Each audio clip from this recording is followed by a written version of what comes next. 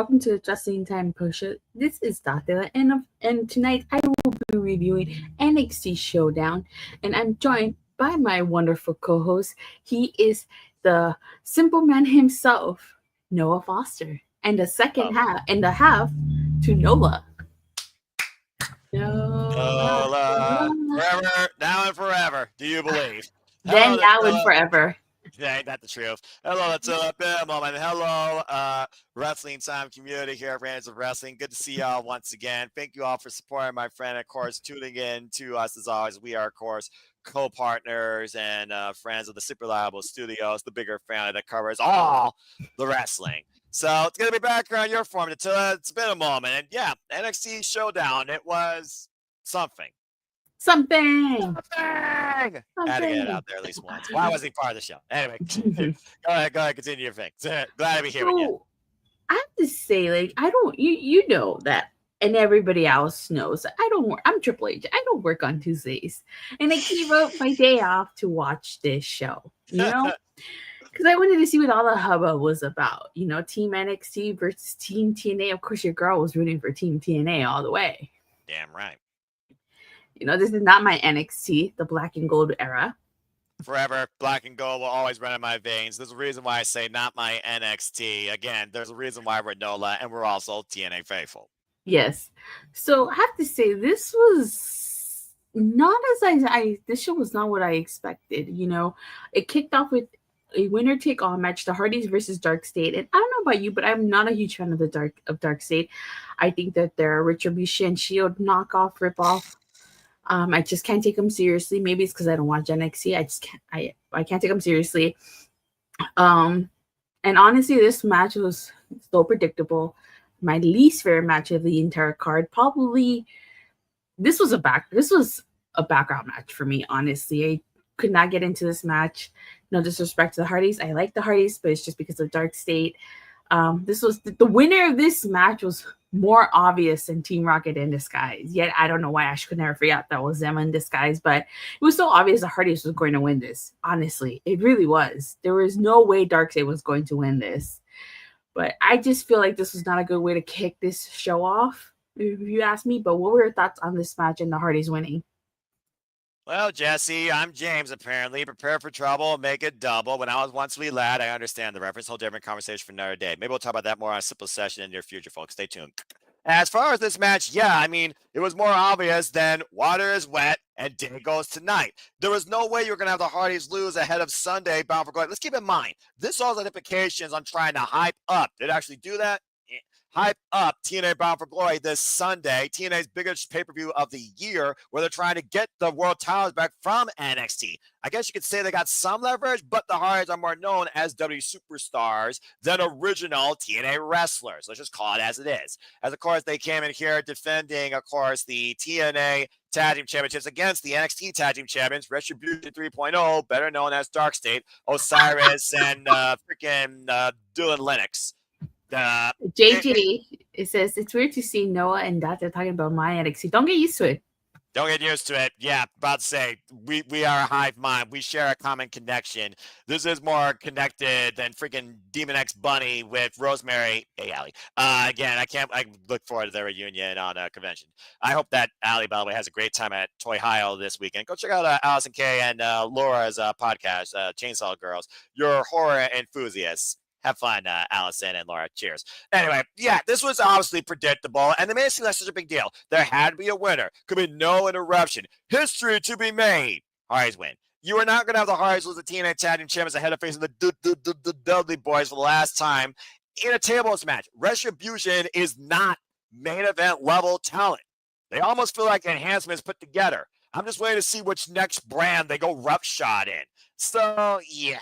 And I guess you can't have Heck and Tank babyface beat babyface here. So they had to have some sort of key opposition. So this was the perfect transitional champion for the Hardys to get a moment. So now we got a double time as this Sunday. It is what it is. But hey, I guess if nothing else, it was a cool moment. The Hardys now can call themselves NXT Tag Team Champions for the first time in their illustrious career. So there's that. No, I agree with you. You know, like I said, this was not a good way to kick off the show. Yeah.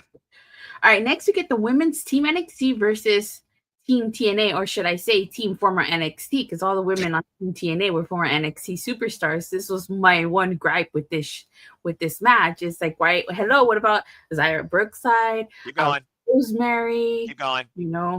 And Myla Grace, Harley Hudson, Keep going. Jody Fred. Fred, Danny Luna. Do you want me to name the TNA Knockouts locker room, the legitimate original TNA Knockouts locker room? Yeah. We'll be here for another 30 minutes. Again, TNA faithful. This was NXT Light versus NXT Now. Lish? What? Or Tasha Steelz? Alicia Edwards. Yeah. Alicia Edwards been part of TNA since 2017. Continue.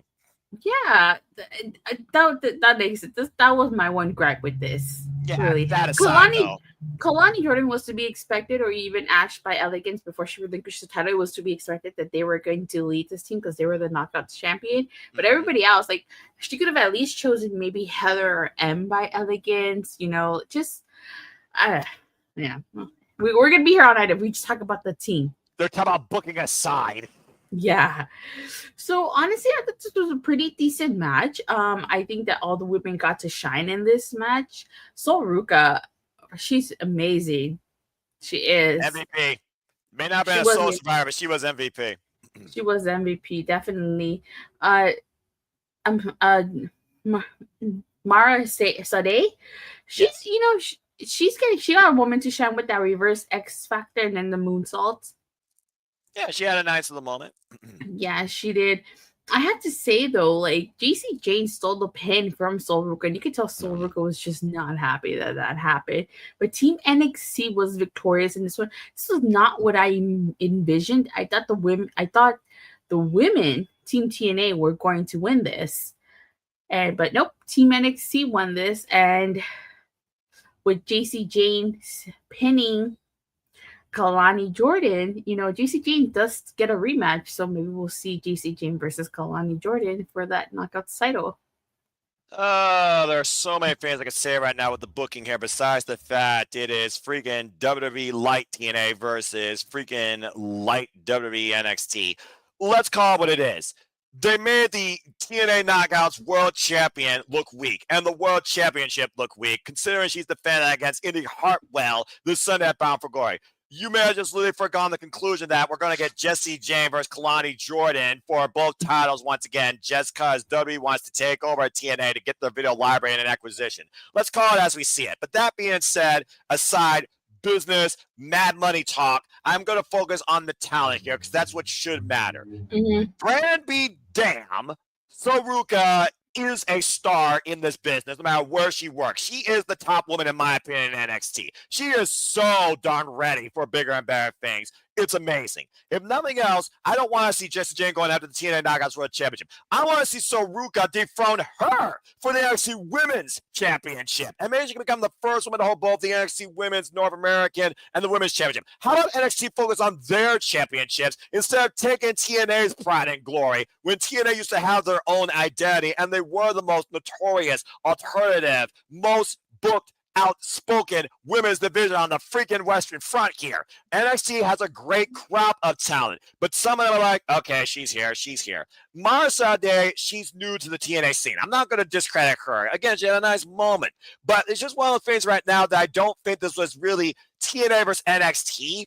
This was previous NXT versus this NXT. It was NXT soft versus NXT now, and I didn't like that. I did think that was kind of interesting that Jada Parker, Lola Vice, despite their animosity from earlier this year, they did work together a little bit here, and we did see that, and I think that could be a unique tag team since Lola Vice can't become NXT Women's Champion. Sorry, Walter. By the way, shout out to Walter Cruz for me and him covering ShowDown. Go follow him, Rage of Wrestling. You can't talk bad about Lola Vice and Jada Parker if Walter's listening. If he was listening, he'd be saying Mamacita right now in the chat. Say his name and he appears. No, okay. We're safe. But yeah, it's just one of those things that, again, just look at the sides. Look at also the sides here.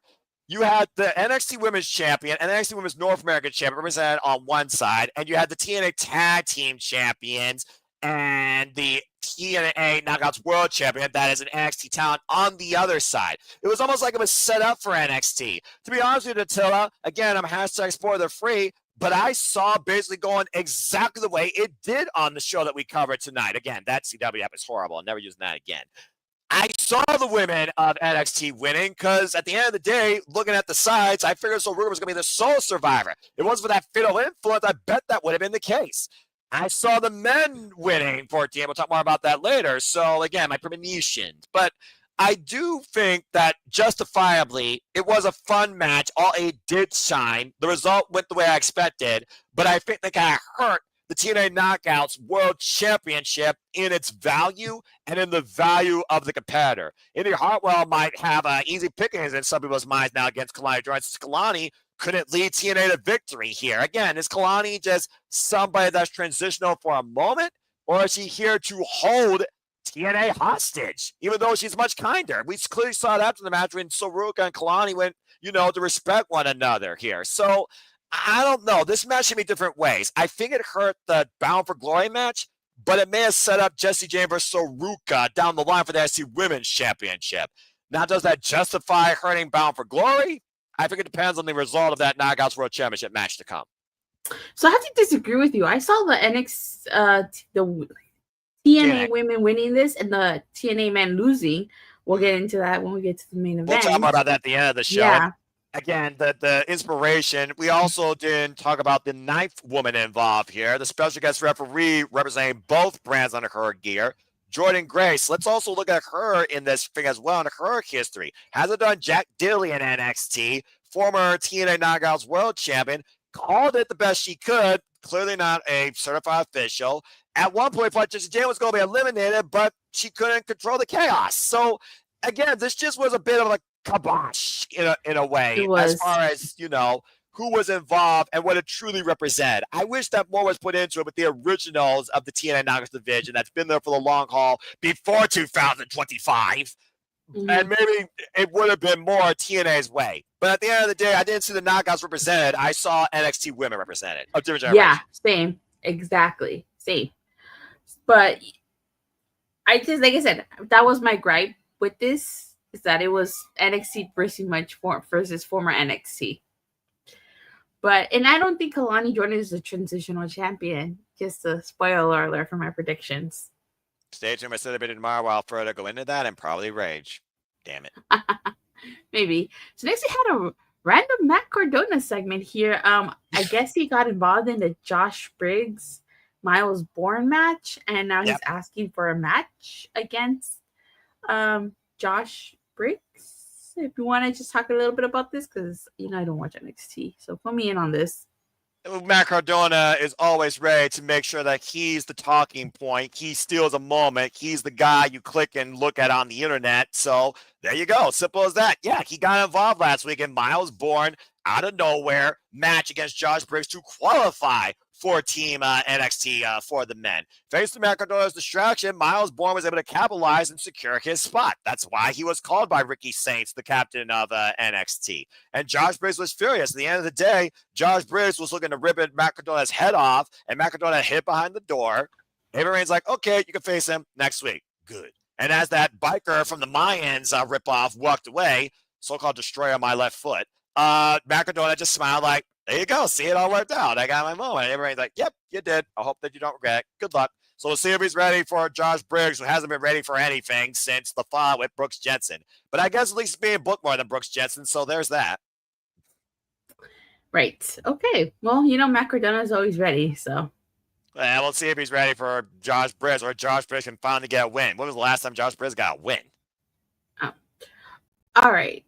So, next we got my favorite match, and in my opinion, the best match of the night, the North American title match, All Ego Ethan Page, killing him with the smile.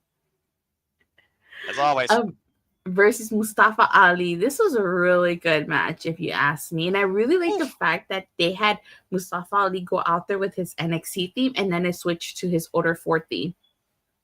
Yeah, that was a nice little surprise. And technically speaking, I think that was actually his 205 Live theme. I don't necessarily use that originally in the black and gold NXT, and I didn't think I was going to hear but hey, it's CFOS. It's not Death Rebel. Death Rebel sucks, so at least I got that. So, I mean, at the end of the day, it was a nice little trope, but at the end of the day, Ali is the man you should trust with an underhanded demeanor. looking to become the great leader now of TNA only, but NXT particularly. And yeah, for a first time ever one-on-one, this was an extremely competitive match. What do you know? W can actually do that. But I have to point out the elephant in the room, that Booker T cable incident. I don't think that was intentional, but it was Ali's undoing. Yeah, that is true. I thought that was a botch because he got stuck on that cable.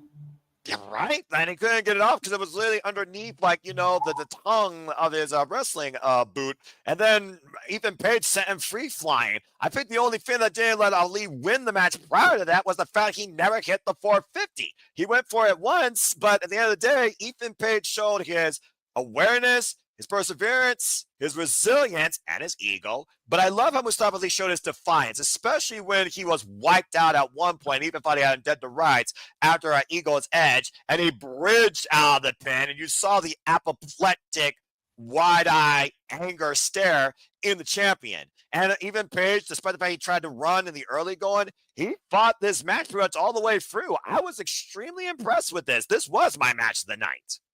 Yeah, like I said, this was the best match of the night.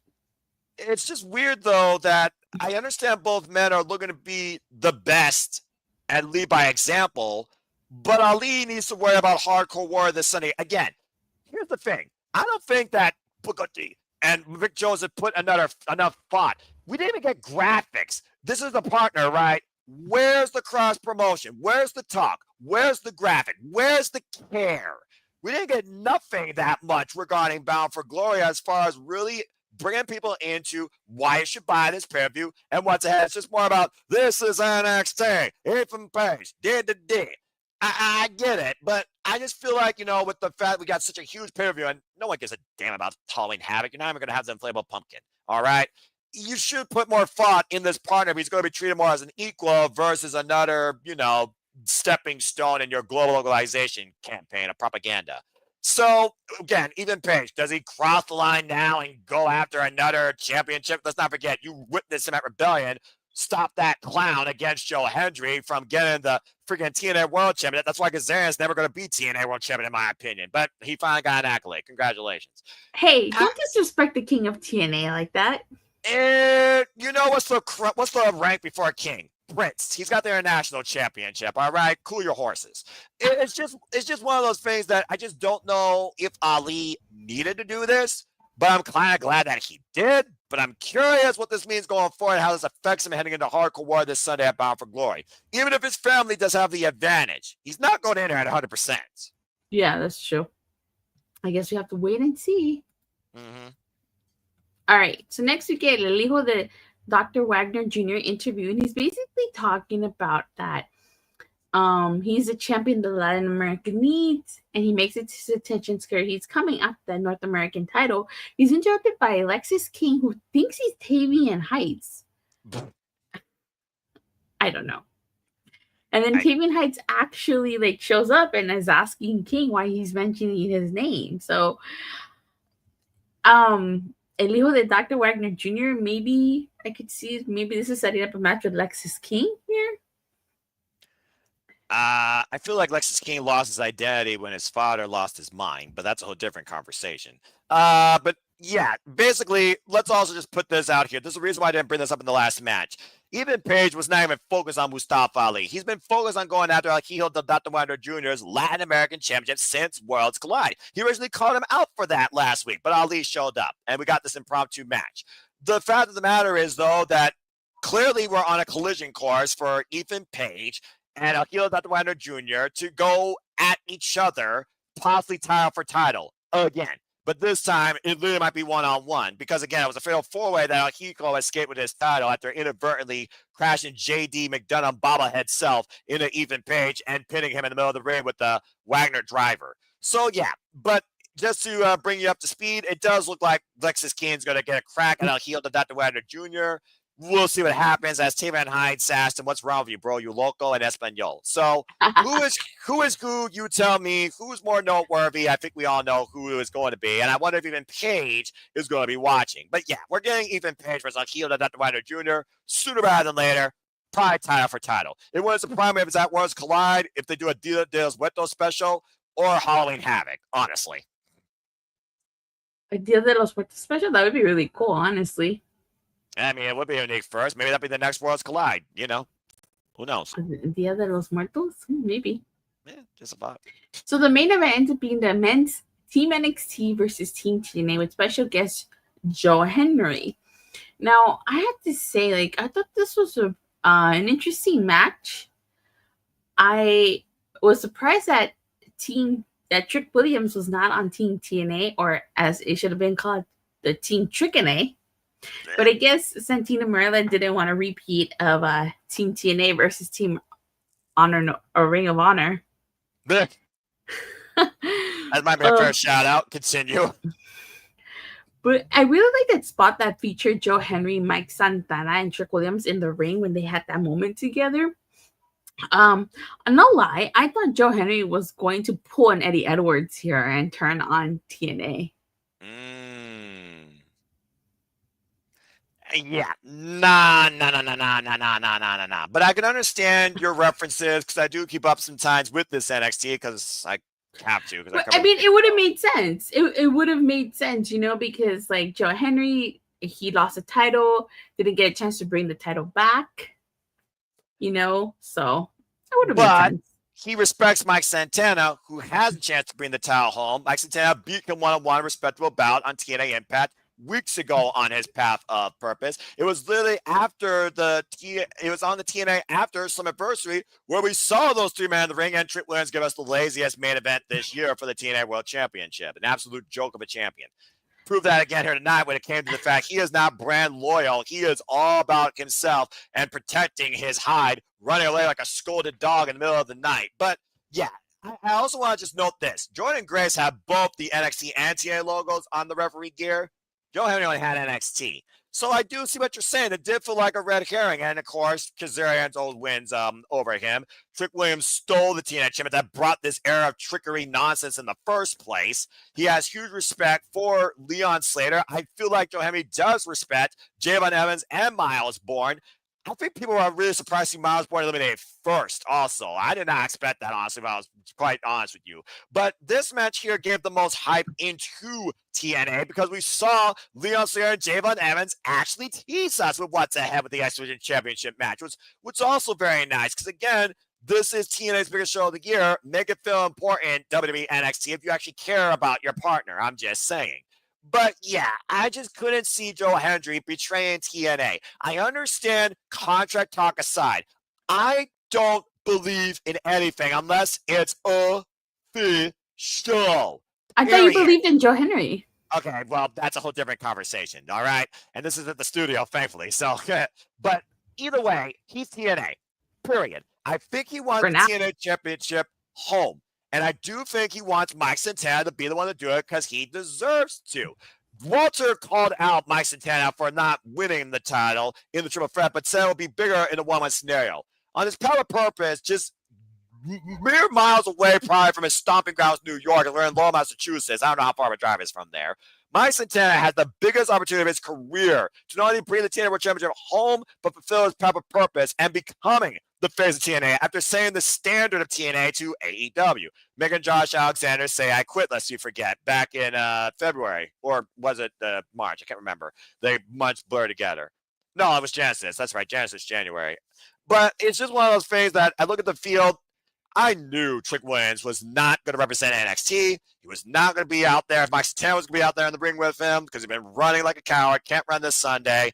And he and Ricky Saints are already arguing who's the captain, who's the co-captain, who's LeBron James versus Stephen Curry. I think we figured out our answer tonight as he ran away and left Ricky Saints high and dry. Ricky Saints, though, by an effort. He eliminated two people, and they got obliterated by Moose and Mike Santana. But I also found subtle nature in Bound for Glory last year revisited. Mike Santana beat Moose one-on-one. That miscue with that spear, I thought was literally going to be Mike Santana's undoing. I thought there was going to be an upset for a moment. But going into the show, I didn't see NXT being TNA. I didn't see TNA being NXT. I see them being tied, and I saw it literally go the way I thought. The men won for TNA to hype up the World Championship. the women won for NXT because at the end of the day, the women division of NXT is going to be more predominantly featured and discussed than the women of TNA, when some of the women of TNA now are former NXT talents. I have to say, like, I have to agree with you. I thought Moose Spear and Mike Santana, I thought that was it. I was like, oh shit. But now, luckily, Team TNA was able to bounce back. Yeah. But like I said, I thought we were gonna get the inverse of the winners. I thought the women Team TNA or Team NXT Light were going to win, and the men of NXT were going to win this, because I felt like this is going to play into Bound for Glory. Well, yeah, and you also got to consider the aftermath of Bound for Glory, because I know you're talking about the segment after this. We'll talk more about that later, and that does give me some food for thought. But also, Leon Slater just pinned his challenger for the X Division Championship. Just saying. Yeah, and isn't it Wrestling 101 where if you lose on the go home show, you win on the go home show, the opposite happens? Usually, but we have to wait and see. I do know this though. I better see world titles brought back home for TNA, and Leon Slater and Jim Evans could literally steal the entire night. I'm gonna say this real quick. I don't want to give too much thought because we're gonna do Bound for Glory spoilers. But I honestly think that Kalani Jordan would benefit from having a pretty of a lengthy run for the Knockouts title. I mean, look what it did to Trick Williams. I think it did wonders for him. And I feel like Danny Luna should be the one to take the title off Kalani Jordan, and then you have Indy take it off Danny. But that's just me in my opinion. That's a fair shout, considering Danny Luna has been hell-bent on breaking Indy Hartwell, who took the opportunity from her in the first place, and believes that she should be the one right now, and showing exactly who the real Danny Luna is, and whether or not Danny Luna and Jody Fred have a one-on-one on that road to Fallout.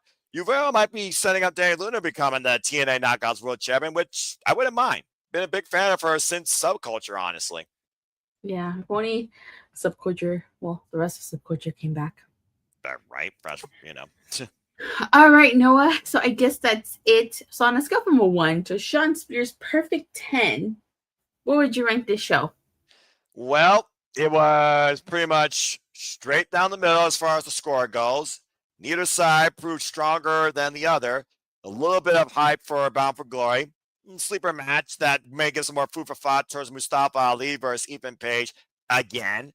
And overall, it was kind of fun, but also I absolutely hate the service that I used, and I hate the channel. But I'm not going to let that, ruin it. And despite the fact it felt like light NXT versus NXT now versus NXT versus TNA, I'm not going to, deject the talent I saw tonight. That did give me a pretty fun show for what it was worth. A 7 out of 10. And also, Ava Rain did say that Santino, it's good to see that our partnership is on mutual grounds, so it says. But apparently, Ava Rain has invited Santino Marella to bring some knockouts to a Battle Royale next week, which is also, again, the Tuesday after Bound for Glory. Because now they need to find a new number one contender towards Jesse James' NXT Championship. So again, will a TNA knockout, a legit TNA knockout, win the NXT Women's Championship again? Or are we still with more of the same? Time will tell. But I'm going to be neutral, and I will say 7 out of 10. I just wish it was more original TNA, especially with women, versus light NXT. But it was still a pretty fun night. So, for me, I have to give this a 6.5. I'm giving this a 6.5, and that's me being generous. I did not like the opening contest between Darkstate and the Hardys. I felt like that was the most predictable match of the entire card, and probably the weakest, if you ask me. Well, Darkstate, again, they're still enhancement time, for being perfectly honest. So I was also giving them a little leeway as well. But hey, their numbers game has proved some value in their effectiveness. Of course, they didn't come and play tonight. That might be the difference. Yeah. Well, yeah, again, maybe it's because I don't watch NXT that I just cannot get into Darkstate or take them seriously. But I just did not like the opening match at all. And then also, too, I felt some type of way over the fact that this was pretty much women's Team NXT versus women's former NXT. You know, I wanted to see more of TNA originals here. But aside from that, all the talent in this show was phenomenal. I think everybody, had a chance to shine and everything. Um, I guess maybe I just was expecting a little bit more from this. Same. You know? So, but overall, it was pretty decent show. And like I said, I gave up my Tuesday to watch this. I did not. I watched AEW Title Tuesday last night, and I watched the NXT ShowDown tonight with Walter because I still look at all things wrestling as a ShowW fan, but I have my choices on what I watch live and what I watch then. Good point. But with that being said, no, where can people find you? If they wish to further engage with me, I'm anti-social, but I host prediction leagues. I do YouTube commentary. I chat with you. I deal with the shenanigans of JJ and a bunch of other fools, including those from Canada. Find me if you choose in Foster 1916 on the X and on YouTube. I literally will be live across the Web Studios tomorrow night. Of course, I'm East Coast. That's why I say tomorrow night. With Sleeper Predicting, WWE Crown Jewel, and TNA Bound for Glory double feature, episode 150 of that series since I started. Thank you all that's been predicting, whether live in the chat or in the prediction forums. And until I hope to see you there. And also, of course, we're covering both WWE Crown Jewel some way, somehow. I'm not paying $30 for that, though. And, of course, TNA Bound for Glory this Sunday. I have predictions post-mortem next week with Gino. No DQ review next week. Simple Session with Walter Cruz is coming up. Future episode, I'm going to definitely have you on there at some point. And I might even do some New Japan coverage this coming Monday morning for Kieran Pro Wrestling. And me and our Canadian friend, Ash, might do a review next week on Ash's chat. Not quite, but again, to Ashley Cinnabray, I wish nothing but the best. To the person that gave a character that absolutely made me want to throw up, but at least you entertained me. All the best to her and whatever the future holds. And again, stay tuned to see whatever else these yahoos have me cover, review, or discuss in and out of YouTube, because as always, I only want to encourage you to just enjoy live, enjoy professional wrestling, and protect your mentality. It truly is as simple as that. But again, not my NXT. And if you send in a super chat or a PayPal, no, we'll either rant or sing karaoke for you. Live You'll get more of the first. Simple Reality Studios. You'll get more of the first. I guarantee you that. Oh my god. Okay. As for yours truly, you can find me on Twitter at @Datila_. I talk about wrestling and Power Rangers. I go trying to get back to my live streaming schedule. I've been all over the place as of late, and I'm still working on trying to stream Rita's Rewind here. I have the material, but I just can't get it to work. Maybe you can help me right now. You're gonna freaking IT call live. Yeah, IT call live. And but with that being said, thank you guys all so much for watching, and for the continued support. Please don't forget to like and subscribe. Make sure you hit that bell so you get notified whenever I go live or whenever Simply Relive Studio Rules goes live. And we'll see you guys next time. Bye. Have a good night, folks.